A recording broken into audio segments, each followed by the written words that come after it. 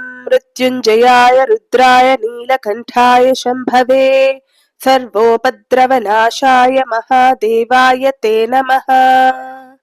ॐ मृत्युञ्जयाय रुद्राय नीलकण्ठाय शम्भवे सर्वप्रयोगनाशाय महादेवाय ते नमः।